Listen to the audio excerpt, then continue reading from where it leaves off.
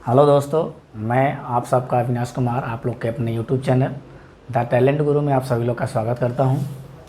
उम्मीद करता हूं दोस्त आप सभी लोग अच्छे होंगे, मस्त खुश बिंदास होंगे और पढ़ाई अच्छी चल रही होगी आप लोगों की।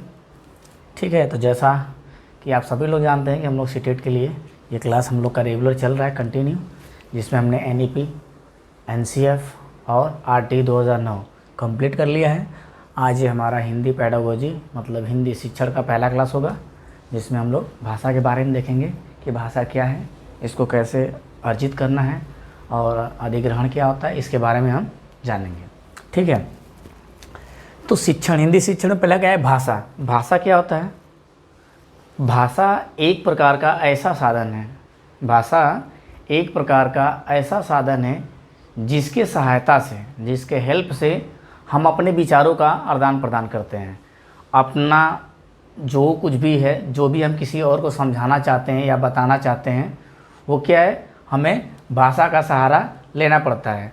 तो भाषा एक ऐसा माध्यम है, एक ऐसा साधन है जिसके सहायता से हम अपने विचारों का आदान प्रदान करते हैं।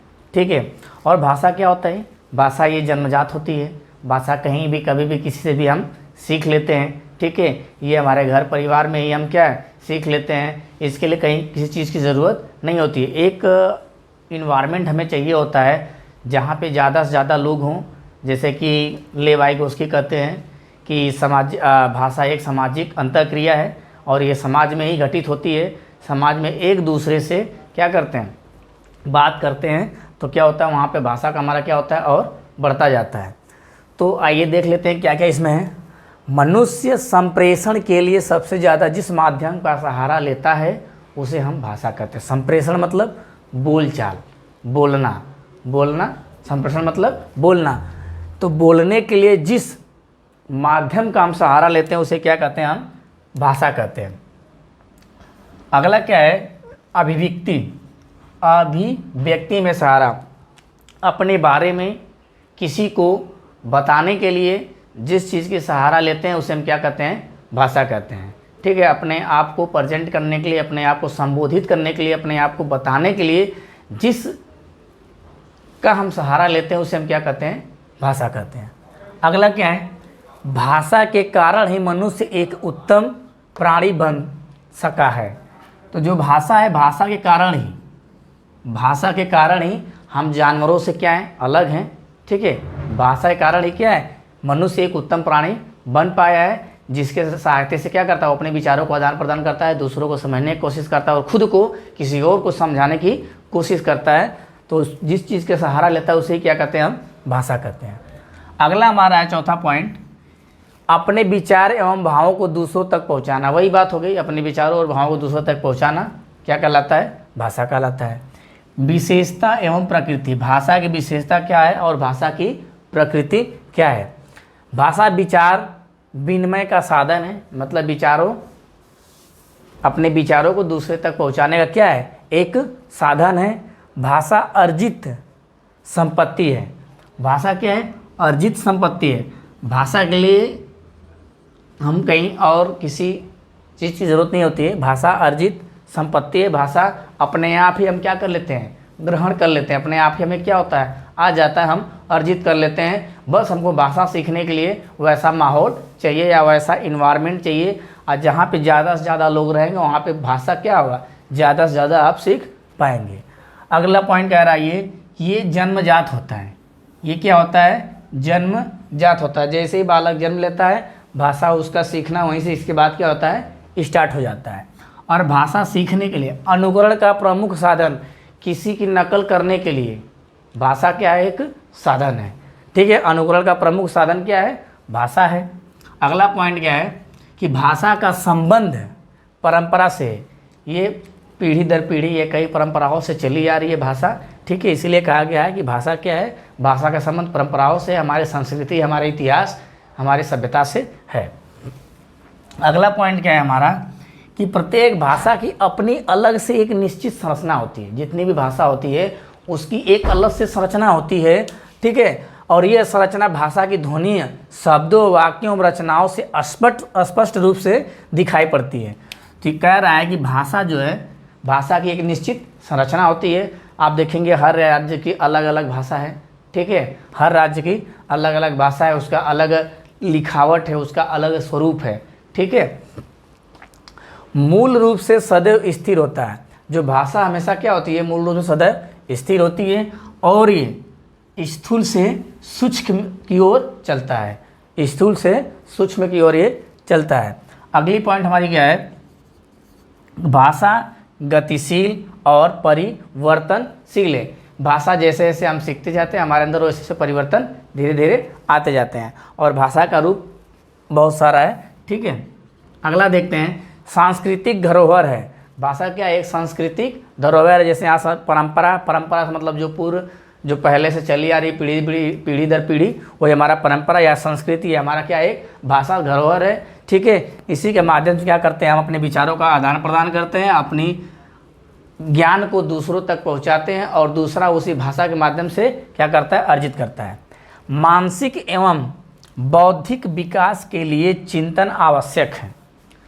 जैसे मानसिक और बौद्धिक, अगर आपका मस्तिष्क तेज चले, आपको ज़्यादा ज्ञान हो, तो उसके लिए चिंतन करना आवश्यक है। और चिंतन करना तभी, आप चिंतन तभी कर सकते हैं जब को आप क्या हो, किसी न किसी भाषा क्या होगा, ज्ञान होगा। तो मानसिक एवं बौद्धिक विकास के लिए चिंतन आवश्यक है, और चिंतन भाषा के अभाव में संभव नहीं है। अगर आपको भाषा नहीं आ रही है तो आप चिंतन नहीं कर सकते हैं, आप उसके बारे में सोच नहीं सकते हैं, ठीक है। भाषा, अगला पॉइंट हमारा है, भाषा द्वारा औपचारिक व अनौपचारिक शिक्षा के रूप में रूपों का ज्ञान कराया जाता है। भाषा दो तरह के सिखाया जाता है, एक औपचारिक माध्यम से, एक अनौपचारिक माध्यम से, ठीक है। एक जगह निश्चित वातावरण, निश्चित स्कूल, विद्यालय, टीचर, अब इसके बारे में हम आगे बात करेंगे, औपचारिक और अनौपचारिक के बारे में, ठीक है।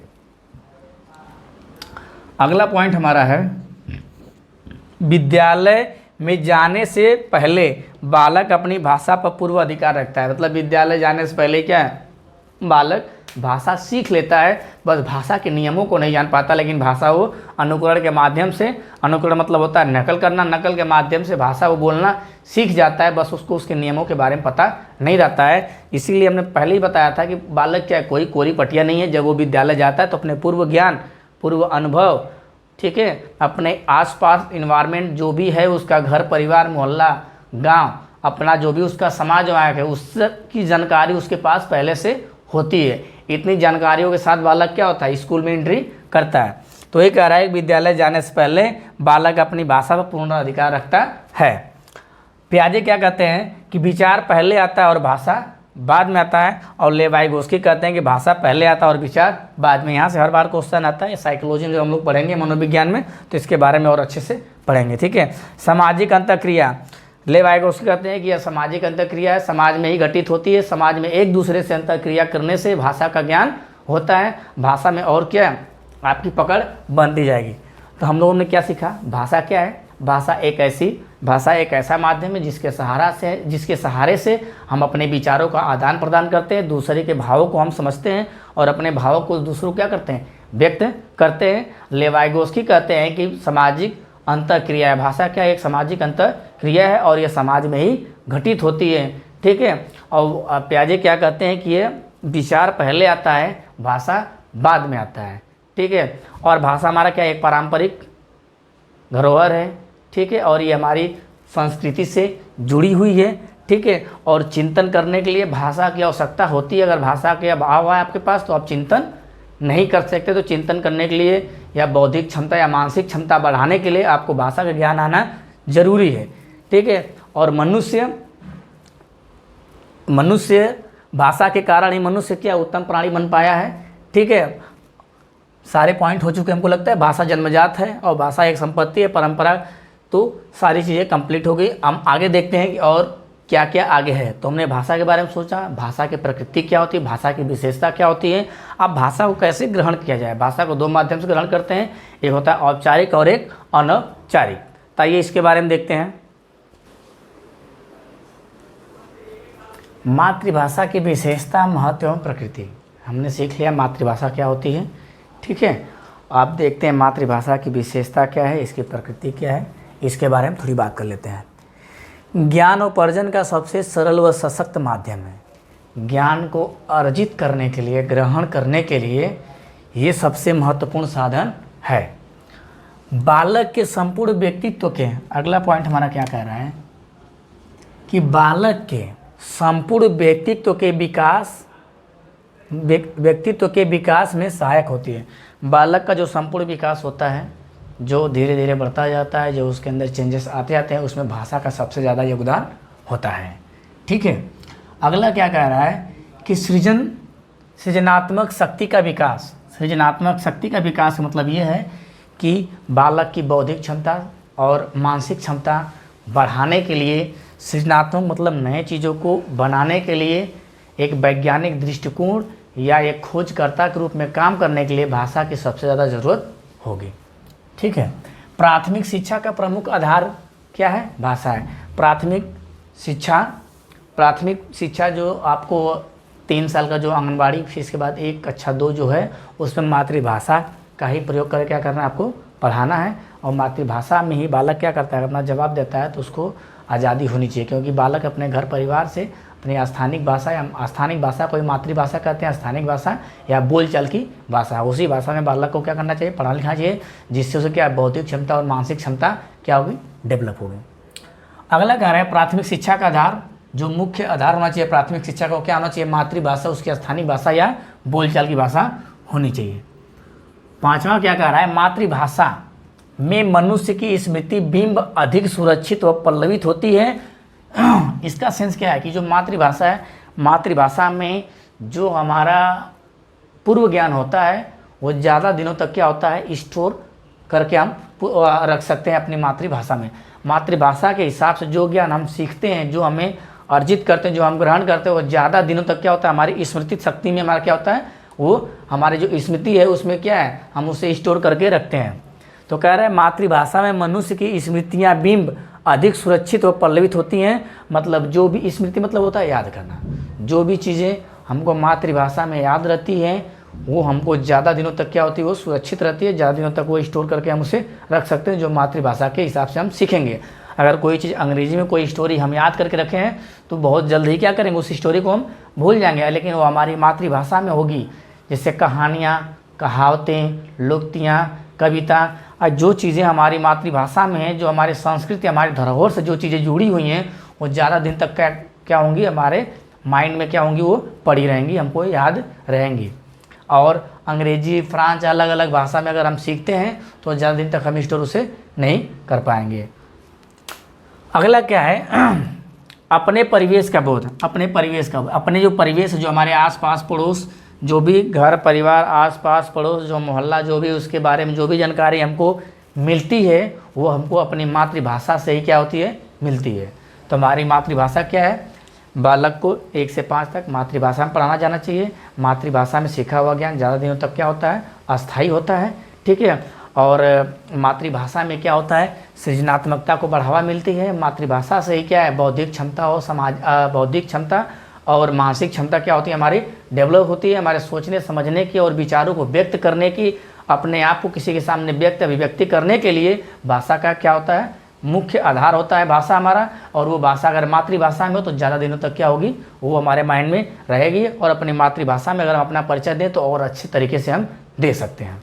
ठीक है, अपने बारे में समझाना हो, बताना हो किसी को, तो अपनी मातृभाषा में आप बेहतर ढंग से बता सकते हैं। तो बालक को उसके मातृभाषा में ही क्या करना है, 1 से 5 तक पढ़ाना, जिससे वो अपनी अभिव्यक्ति अपने आप को प्रेजेंट कर सके, आपके सामने क्या सही है क्या गलत है अपनी भाषा में आपको समझा सके, बता सके।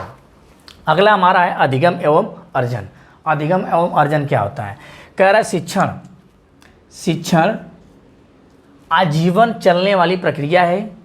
ये शिक्षण, जो सीखना और सिखाना, जो सीखने और सिखाने का जो कार्य होता है, ये जीवन प्रयत्न चलता रहता है। जीवन प्रयत्न मतलब जन्म से मृत्यु तक। जब हम जन्म लेते हैं तब कुछ न कुछ सीखते हैं। जैसे हम लेते हैं तो हम लोग पहले रोना सीखते हैं, रोने के बाद हंसना सीखते हैं, फिर धीरे धीरे बोलना सीखते हैं।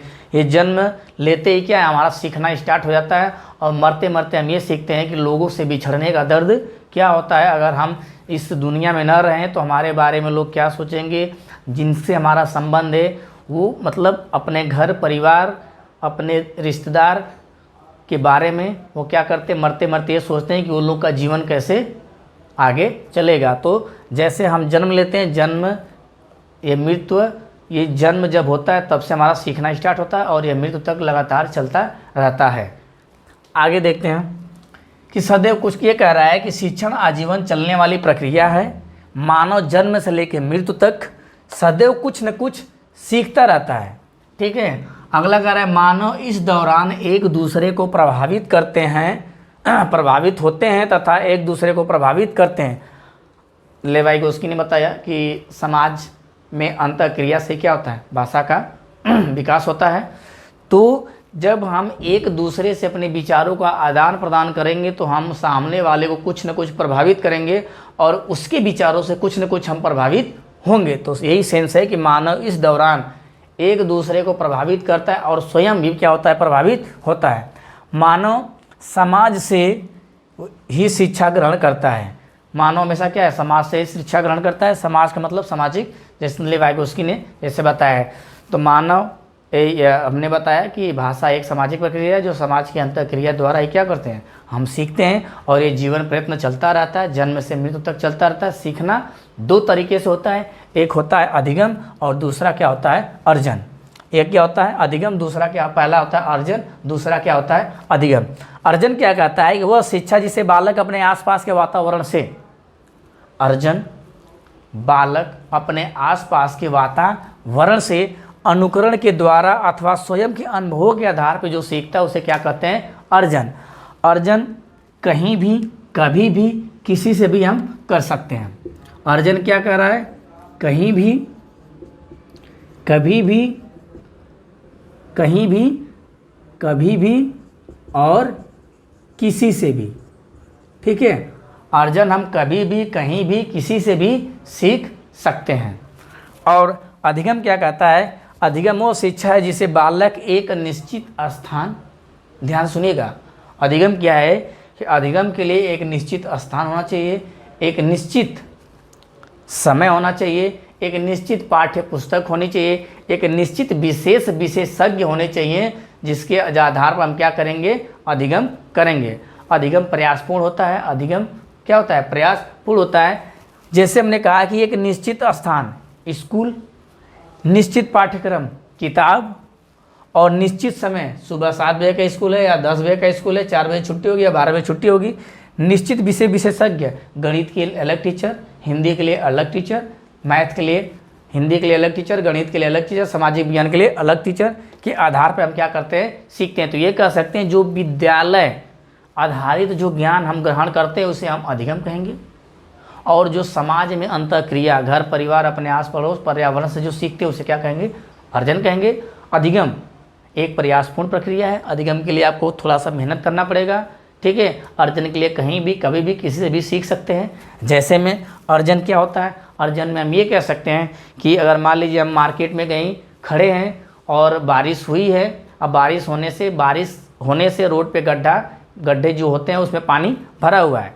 अगर हम अच्छा कपड़ा पहन के घर से निकले हुए हैं, ठीक है, कोई और हमारे साथ मार्केट मान लीजिए गया हुआ है, रोड के किनारे पे वो खड़ा है, तो जैसे ही अगर गाड़ी मान लीजिए आई, अगर कोई बाइक वाला या कोई ट्रक वाला कोई भी गाड़ी अगर तेज़ से जा रही है तो गड्ढे में पड़ने की वजह से उसका जो पहिया है वो गड्ढे में पड़ने की वजह से अगर उसका पानी गंदा क्या हो जाए, किसी कपड़े पे आ जाएगा, जितने लोग साइड रहेंगे सबके कपड़े पे आ जाएगा, जिससे कपड़ा गंदा हो जाएगा। ठीक है, तो हम दूर से कहीं देख रहे हैं तो वहाँ पे हमको एक सीख ये मिलती है कि हमको अगर हम कहीं भी रिश्तेदारी में या कहीं भी रिलेशन में या कहीं भी जा रहे हैं, अगर कपड़ा अच्छा पहने हुए, बारिश का मौसम है, तो हमको भैया रोड से दूर हट के क्या करना है, चलना है। अगर रोड के पास हम चलेंगे तो हमारे ऊपर कीचड़ आ सकता है जिससे हमारा कपड़ा गंदा हो सकता है।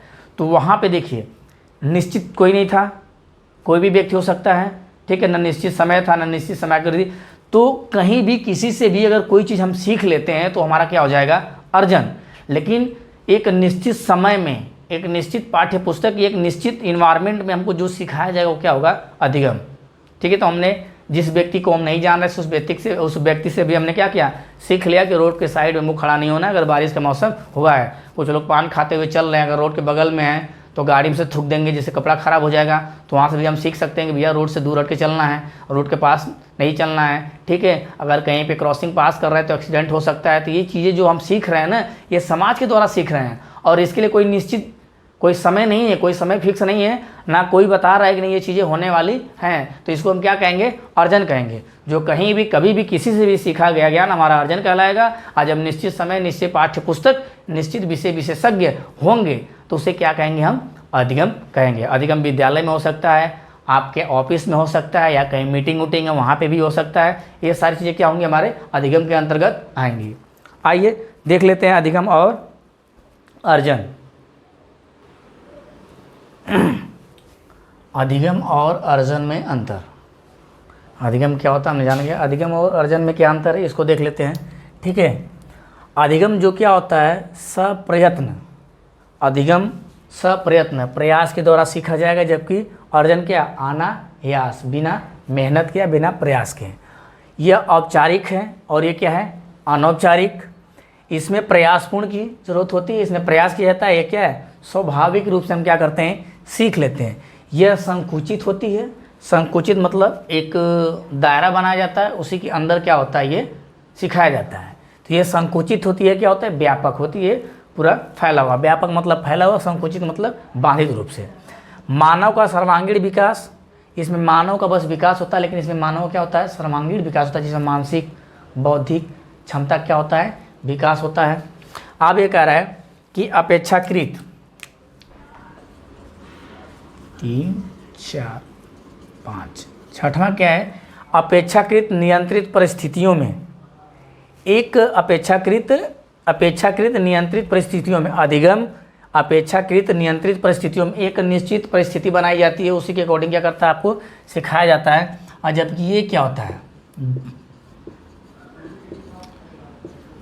ये व्यवहारिक होता है। इसको ये व्यवहारिक रूप से सीखा जाता है, लेकिन इसके लिए एक निश्चित परिस्थिति की ज़रूरत होती है, एक नियंत्रित परिस्थिति की ज़रूरत होती है, एक वहाँ पर नियंत्रण होता है, एक बद्ध तरीके से आपको वहाँ पे सिखाया जाता है। जबकि क्या होता है? व्यवहारिक रूप से होता है। ये क्या है? सातवां, एक निश्चित उम्र से प्रारंभ होकर एक निश्चित उम्र पे समाप्त हो जाती है। जैसे जब बालक 3 साल का होता है तभी वो विद्यालय आता है, फिर धीरे धीरे जब भी 30-35 साल 25 साल का हो जाता है तो धीरे धीरे क्या होता है? पढ़ाई उसकी छूट जाती है। ठीक है, तो ये निश्चित उम्र से स्टार्ट होती है और एक निश्चित उम्र तक क्या होती है? ये खत्म हो जाती है। और ये क्या है?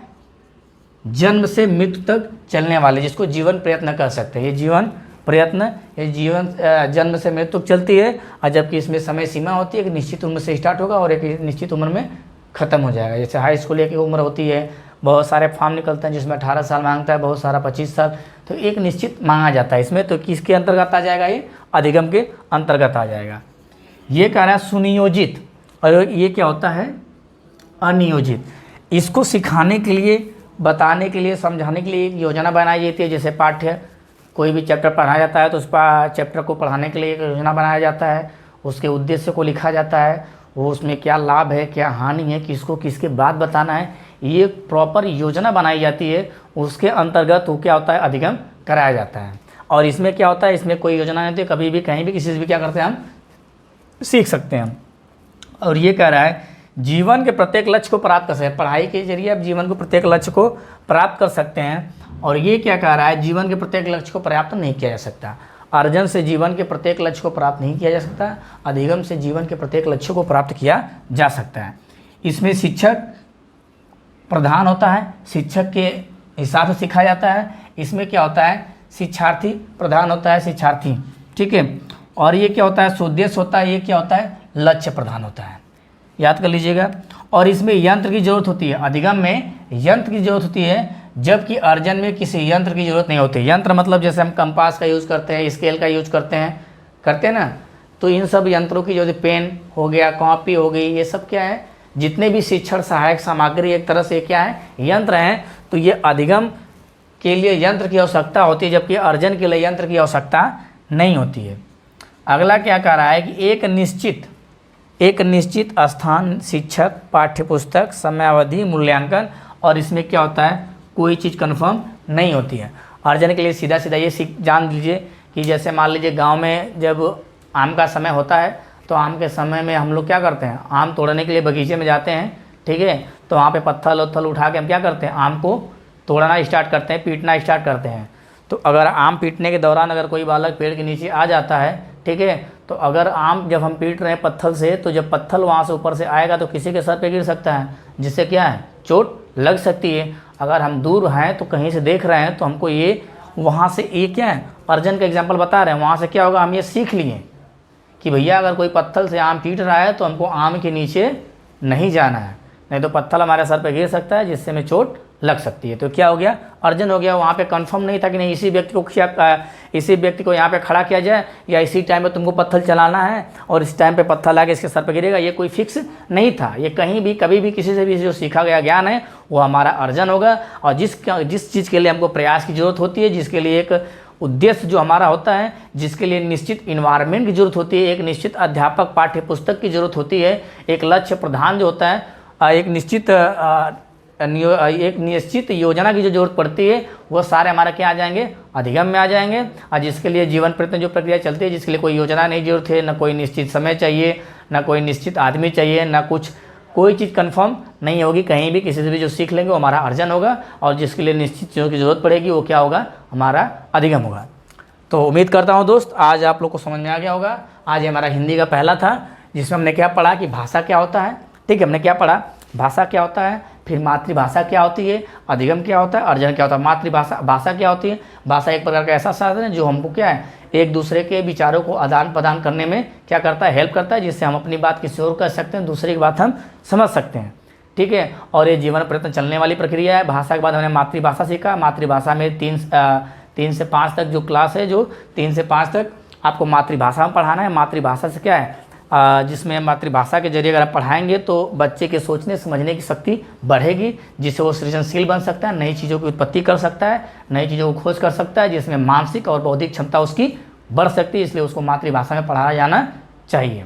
ठीक है, हमने बताया कि पियाजे जो है बताते हैं और वाइगोस्की ने बताया कि सामाजिक अंतःक्रिया द्वारा भाषा सीखा जाता है, जिसमें क्या है, भाषा पहले आता है, विचार बाद में आता है। और पियाजे कहते हैं कि विचार पहले आता है और भाषा बाद में आती है। ये सारी चीज़ें हमारी होगी। मातृभाषा क्या है और भाषा क्या है। भाषा एक ऐसा साधन है जिससे हम अपने आप को, अपने अभिव्यक्ति को किसी के सामने प्रेजेंट कर सकें। लोकोक्तियों, कहावतें, कहानियाँ, कविता, इन सबको प्रेजेंट करने के लिए, नाटक मंचन के लिए हमें भाषा की आवश्यकता पड़ती है। ठीक है, तो नाटक मंचन इन सब चीज़ों के लिए भाषा की आवश्यकता पड़ती है। भाषा के जरिए हम क्या है, अपने विचारों को किसी और तक पहुँचा सकते हैं।